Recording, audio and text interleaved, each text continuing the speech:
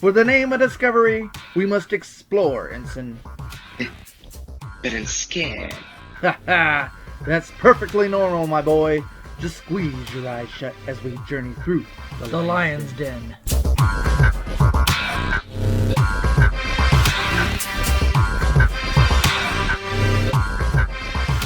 All right, well, welcome to the second part of Rift on Rubifoam, Chapter 2, The Bottomless Country.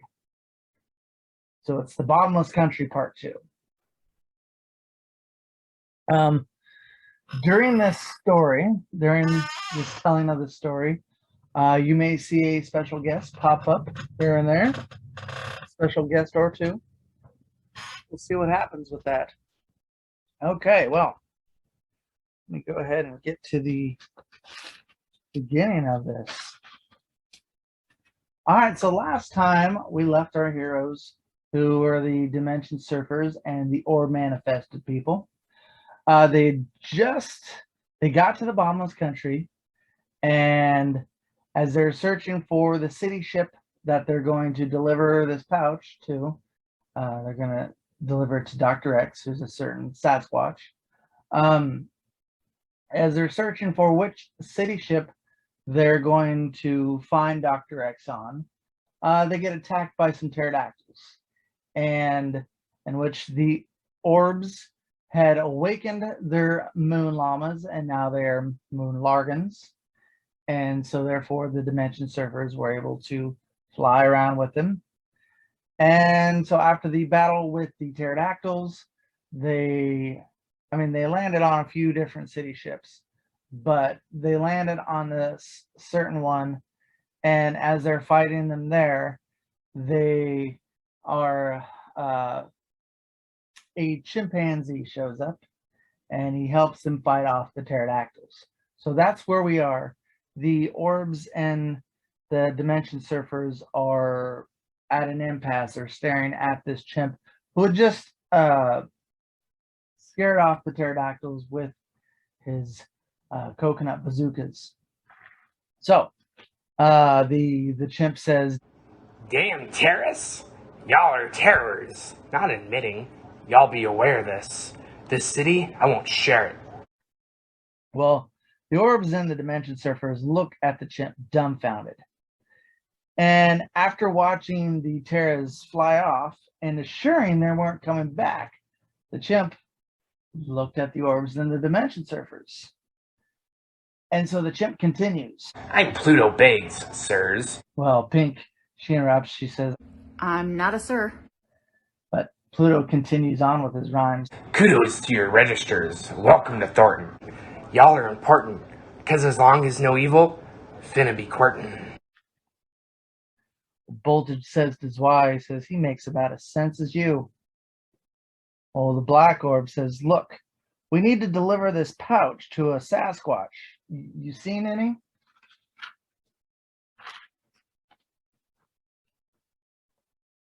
Well, Pluto scratches his head and says, "A Sasquatch? Are they tall and hairy?" Black nods. Pluto continues, "Like hairy all over?" "Uh-huh." Black nods his head. Pluto asks, "Like on their face and their chest, arms, legs, feet?" Finally, Black says, "Yes, goddammit, have you seen any?" Pluto says, "Man, there's them things running rampant in our lower decks, just like we got them terrors up here." He points up at him. "We got them, what do you call them, squatches? Down there." He cocks his thumb down below him, referring to the deck below. We got them down there. I'm what you call a vigilante of this city. Me and my coconut bazookas here." Poltergeist Light says, "Great. If you're infested with them, how are we going to find the right one?" And so Pluto, he goes ahead and he leads the way. Now, as we saw, as I told you in the last part, in the last episode, this deck that they're on is kind of like basically how I described it, it was a steampunk kind of setting. The citizens, who are all sorts of species and everything you might have met before in the Toylanders omnibus novels. There was like some Vildrons and some bears and some Chimorphas or some all sorts of different species, angels, whatever. They're all wearing, kind of Victorian wear. The women were wearing big fluffy dresses, with the big trains and everything. And the gentlemen were wearing three-piece suits and had canes and top hats and everything. Some maybe wearing monocles. So that was the top deck here of the of Thornton, as Pluto had called it. So he goes ahead and he leads them down into the lower decks, in which he'd said what he assumed were the squatches they're talking about. So they go over to this big old brass pipe. And it's brass kind of got the copper color, and it was probably about 4 or 5 feet wide, and it had a bezel around the rim of the pipe. So they get into the pipe, and there's a ladder that leads down. So they all follow Pluto down the ladder, and the ladder leads to a catwalk along the top of this level, this deck. And they look out at this first level, and this first level, so you have the steampunk level on the top deck, and as they go down, it's still kind of had a steampunk look, but then it's kind of merging into like the diesel punk look, kind of emerging between the two.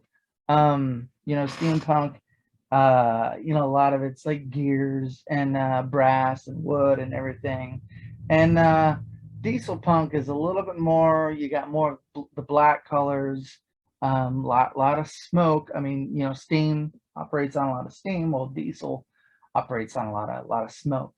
And a lot of motors with that are pumping diesel and everything, and therefore smoke billowing out. And it's very, very kind of hard to breathe in this level because there was so much smoke. And so there was a lot of towers. This is a city, so there's a lot of skyscrapers. Although it wasn't scraping the sky, but it was rather about level with them at the catwalk. But they're black and wooden and rectangular towers, and with glass windows all along, and kind of a smoky glass. You couldn't really see what was in there. And along with those towers, there's a lot of pillars as well, which is probably where all the electrical work was running through to power this level.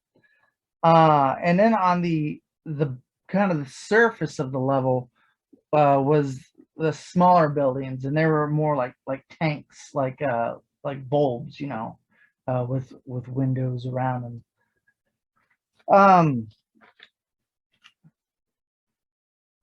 So they look out. They're on the balcony, and they're looking out, just kind of in awe of this large city that stretches about the length of the city ship. As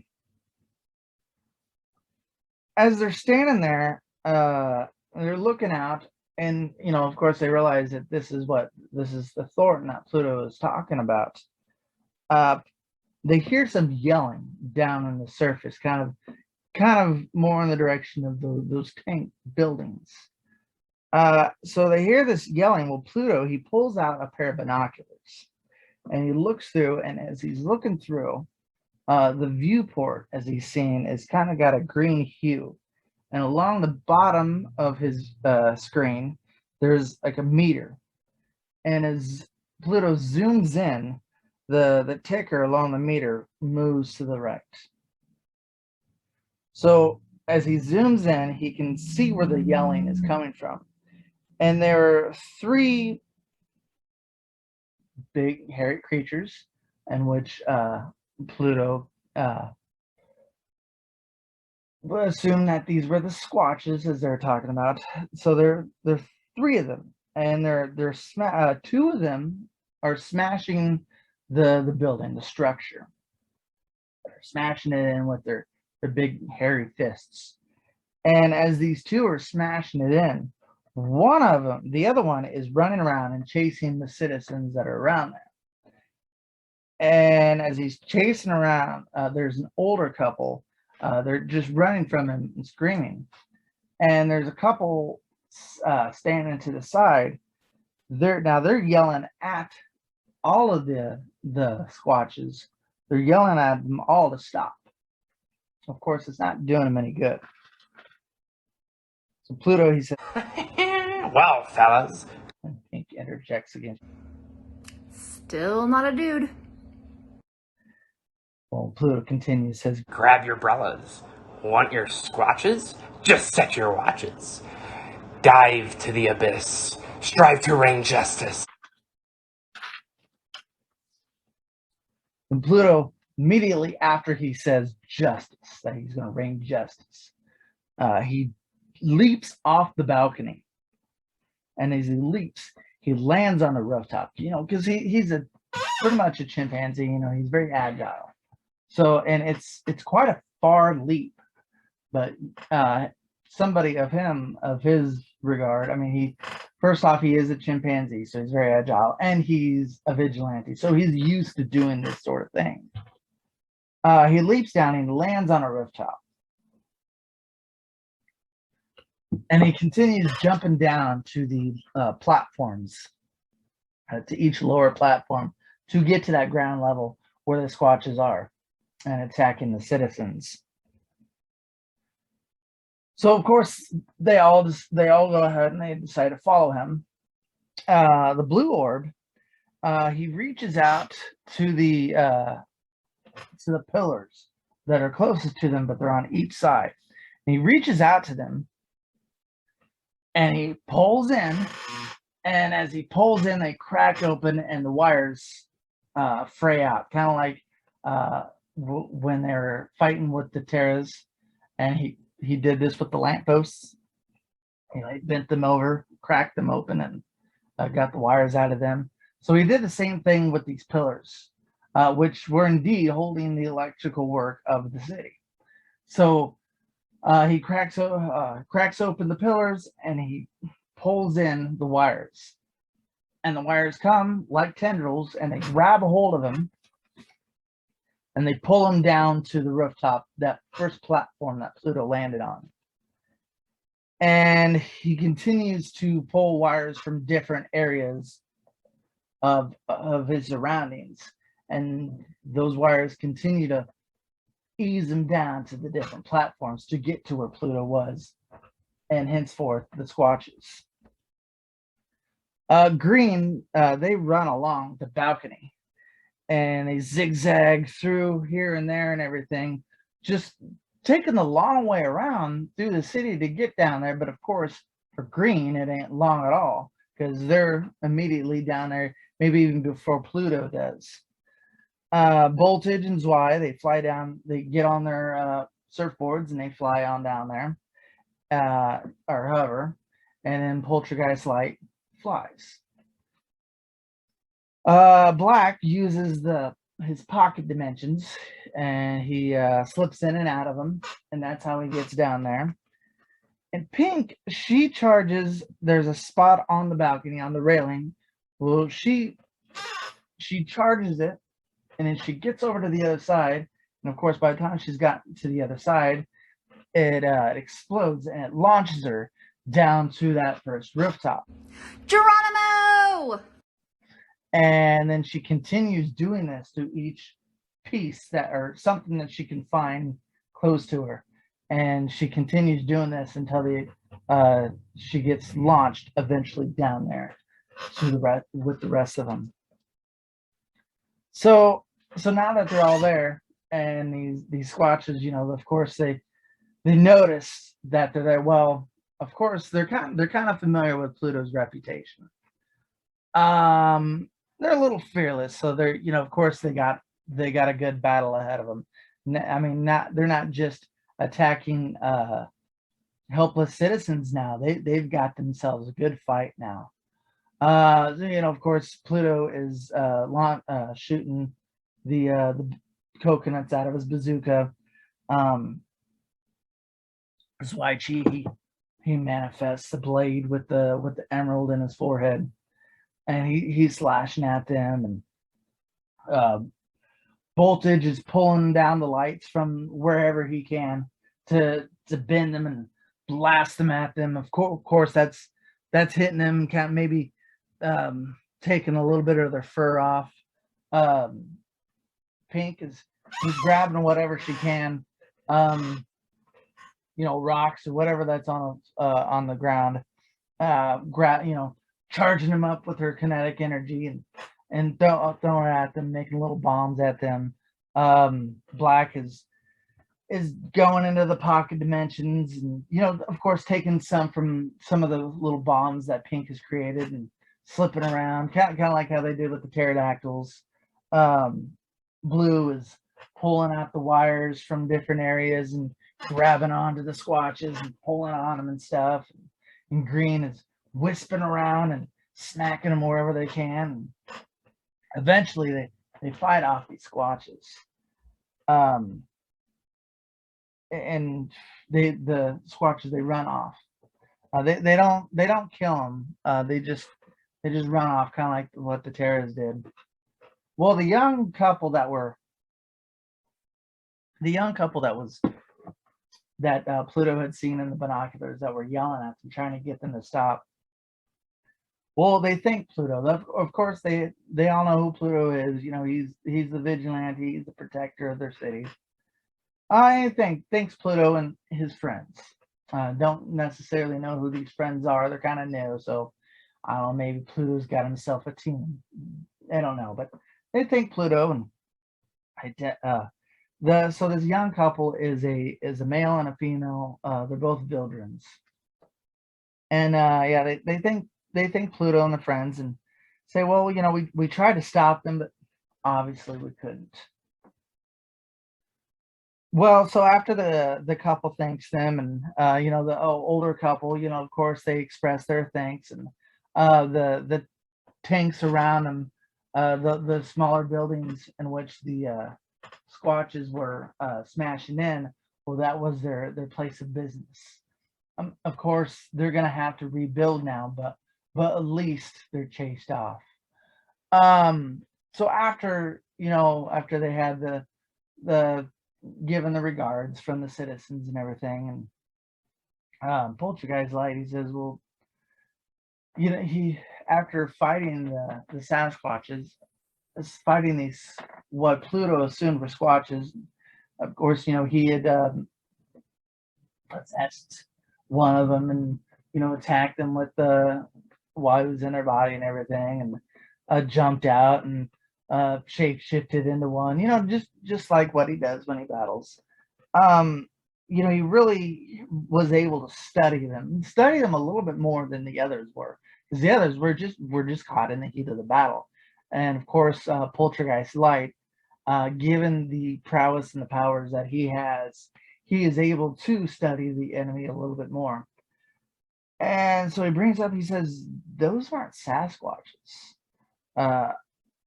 They are Sasquatches. They're maybe a little bit taller, a little bit skinnier. These were a little more bulbous and everything, and not so much fur on their faces and all this. Those were not Sasquatches. And furthermore, he says, I don't think we're gonna find this Dr. X here. Not in this town, not in this city. Was why he says this may not be a step towards our destination, but our involvement has manifested yet an additional destination. Black says, I think I'm starting to understand this guy. Cocks his thumb back at his wife, because I agree. I'm probably the most anxious to get rid of this thing. He holds up the pouch. But now these fuckers are pissing me off. Well, as Black holds up the pouch, he mentioned that they're wanting to get the pouch to Dr. X before when they first met Pluto. But now he actually holds it out and he's actually showing him. Well, Pluto, he sees that and his eyes get big. He says, "Ooh, what's that?" And he reaches his hand out to the pouch. Black pulls it back. He says, "Paws off, monkey." Pluto puts his hands on his lips and on his hips and scowls. First off, I'm a chimpus. Secondly, there are mittens, and contrary, this may be what we're missing. Bolton says, "I'm no scientist, but I'm sure there's a difference between mittens and gloves. And I don't think I have to be a scientist to point out that you're just making excuses for your greed." He points at Pluto. "You don't need this for shit." And Black, he adds more insult to injury. He says, "Yeah, you suck at rapping." Pluto, he scowls at Black, both Black and Voltage, but he scowls at Black even more, especially for that comment right there. Voltage continues. He says, "Just tell us how we can get rid of these ogres." I'm pretty sure that's what they are, ogres. "So we can get back to finding our Sasquatch." Scratch that. He cocks his thumb behind him. "The little red Orbs Sasquatch, which our friend here insists on running this errand for. And when we're done with these foolish side missions, we can find their wizard." Pluto is still scowling. Says, "I know a guy. Come on." Well, Black throws his hands out. "What? No rhymes?" Well, Pluto ignores him. And they go and they continue on through this level, this steampunk, diesel punk level. And as they're continuing on, getting to wherever Pluto is leading them, of course, there's more ogres. They're definitely not Sasquatches or Squatches. Remember, in Sasquatch and the Scorpion, there were Sasquatches.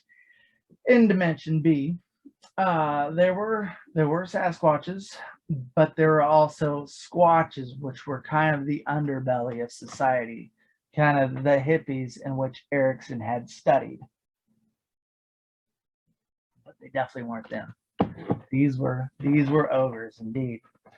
So they move through, and there's more ogres that they just continue fighting, each using their own skill set. Well, they get to what Pluto calls a level threshold. So it was the surface, the floor of this level, and they climb through another one of those pipes with the ladder leading down, and they get there, and it's kind of, they got these rooms. They're just along the floor, and they move through the different rooms. And this is what Pluto explains to them, that these are the engineering of they operate the engineering of the levels. And a little bit more technological, a little bit more technological. So we're moving a little bit farther down, and we're getting a little bit more advanced. There's a lot of computer screens, a lot of monitors, in which maybe you would see in the late 80s, early 90s. They've got the green hue, kind of like what Pluto's binoculars were. Maybe this is where Pluto had got his binoculars, bubbled out and everything, big white keyboards. This is what, I explained there was the steampunk and the diesel punk. Of course, there's cyberpunk, which is very advanced. But before we get there, there's Ray Punk, which is kind of the barbarian, kind of He-Man, Master of the Universe kind of style, which is, you've got the barbarian style, but of course they've got, a little bit of technology, a little bit of armor involved and everything. So you got kind of that style into this, but there's also when you've got the different layers of punk, there's a layer called cassette futurism, which uses applies a lot of the 80s, late 80s technology. You see a lot of late 80s sci-fi movies, like maybe Flight of the Navigator or something, and you see a lot of these big old bulky monitors and computer screens and cassette players, 8-track players, and everything. A lot of the technology of then, and that's what you would call cassette futurism. So you have cassette futurism, and it's kind of blending in to the ray punk. So they move through this level threshold, and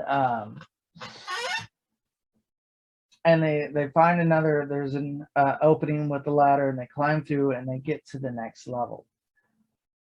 And so it's more of the style that was in the level threshold that is in this level. We've moved out of the steampunk now, and maybe there's a little bit of diesel punk left, but now we're moving into the cassette futurism and the ray punk.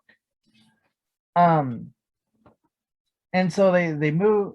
They're going down. We've got skyscrapers, and they're a little bit more what you would see in an actual city in say of New York City or whatever, or Detroit or something like that. So they get down, they move down into the street level area, and they're fighting more of these ogres. In between battles, Pluto, he points up ahead to them, kind of at the end of where the ship is, and he says that they need to go. So they need this guy that he said that he knows, which they need to get to, is in the stern of the ship, and that's where they need to move forward to. So as they move through and they're fighting more ogres, they finally get to the stern of the ship, and the stern is just all sorts of offices, a lot of rooms and stuff. A little bit more of that cassette futurism, and he leads them right to the office of another chimp. The chimp, well, of course, he recognizes Pluto right away. He's like, "Plutonium, about time you get here." Pluto's, yes, uranium, I'm here. Well, Green, he laughs, he points out, he says, plutonium, uranium, what? That's some funny names there. Pluto, he says, yeah, our dad was a scientist, so of course he named us after different elements. And they all, of course, caught on that, uranium or Ura was his brother. Well, Pluto says to him, he says, well, we need to get to the bottom of these beasts attacking our ship, our city. Well, here is like, yeah, I know. The higher ups, the more involved politicians, they just want to ignore. They want to ignore this problem that we have. They want to act like it doesn't happen. I'm gonna go ahead and I'm getting ready to go to a Senate hearing over in Mumford, and Poltergeist Light says, "Well, Mumford, like, yeah, that's another city ship, but that is part of it is the capital of our brigade state. We've got all these city ships, but they're all they run in a pack called the brigade states, and so Mumford is the capital of it."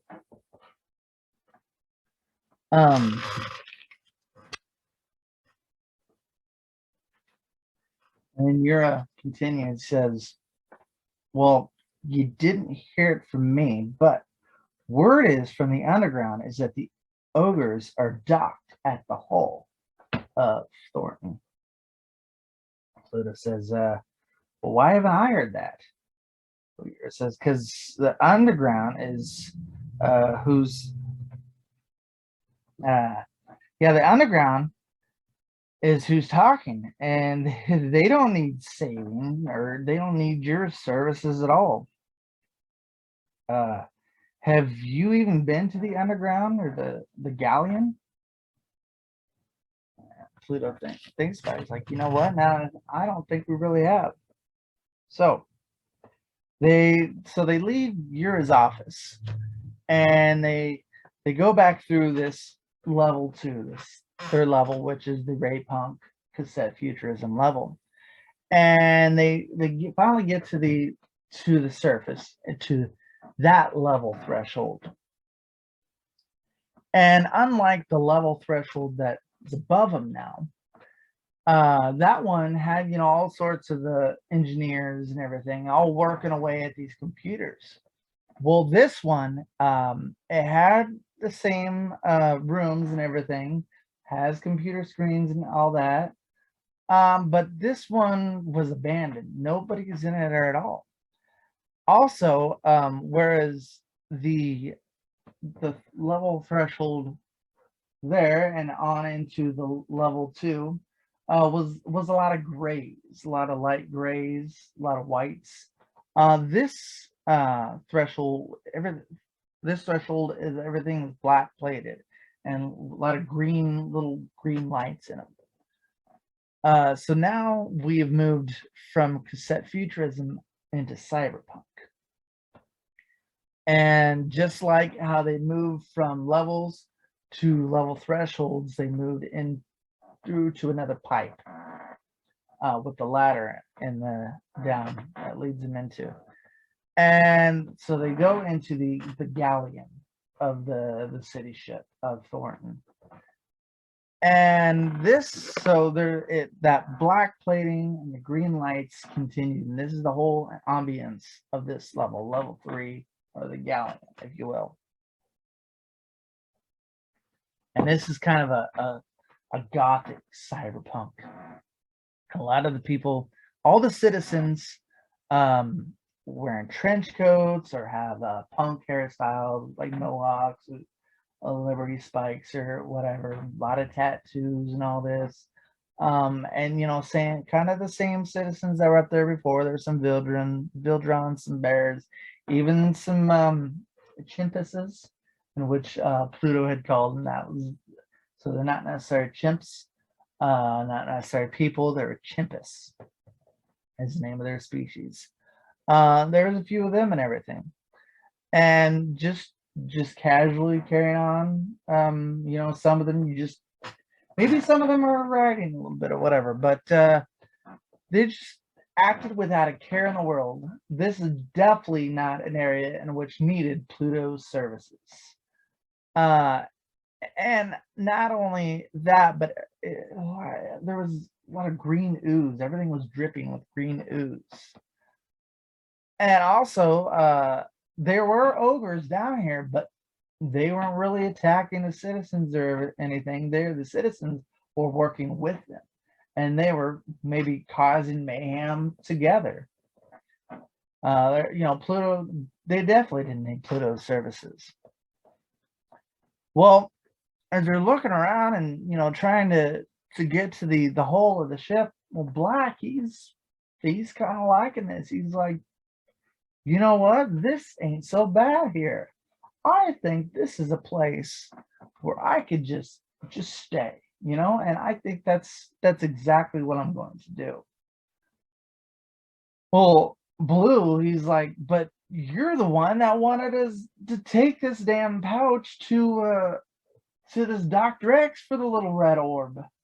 Well, you can't just bow out now. I mean, this is your mission. This is your errand. Black's like, you know, I think you guys have it. And besides, Red Orb said he would know it whether we would take it or not. So why don't you guys just go ahead? And they're like, you know, Voltage is like, I've not known you nearly as long as these other orbs have. And I don't know if you guys are family or what, but this whole time, you've been kind of a douche, and I think we would be better off without you. And with that, Black was like, you know what? You done said it. Fuck you. And he just takes off, and that's the last of him. Well, they get to the end there, and they see kind of like a breach. And it's the green ooze that was dripping from different areas. It was really around this breach, around this hole. And you definitely tell that the hole was man-made. I mean, maybe not necessarily man or human, but it was definitely not part of the design. And so they sneak through that area, and they definitely could tell they were not they're not in Thornton anymore. They were definitely somewhere else.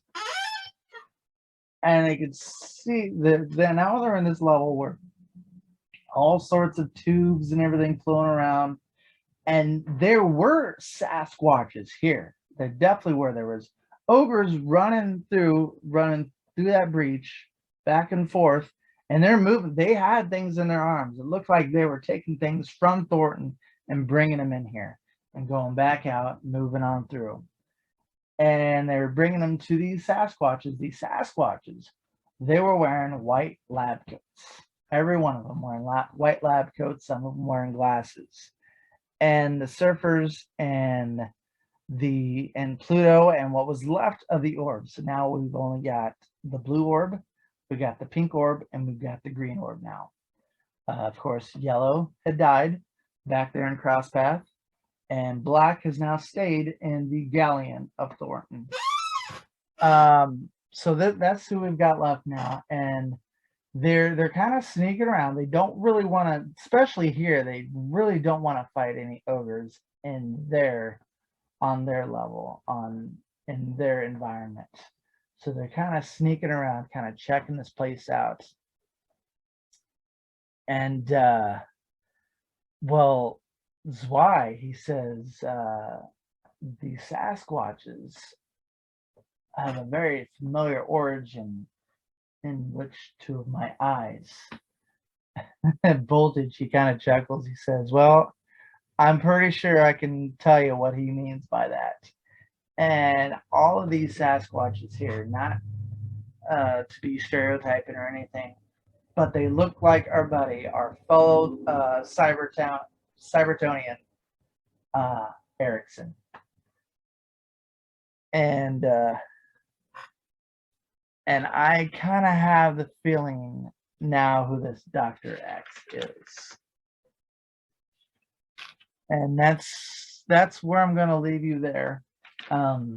So may not necessarily know exactly which of those Sasquatches are Dr. X, but they're getting a little bit better idea. It definitely wasn't those ogres, but they know it's a Sasquatch, and they know that these are Sasquatches.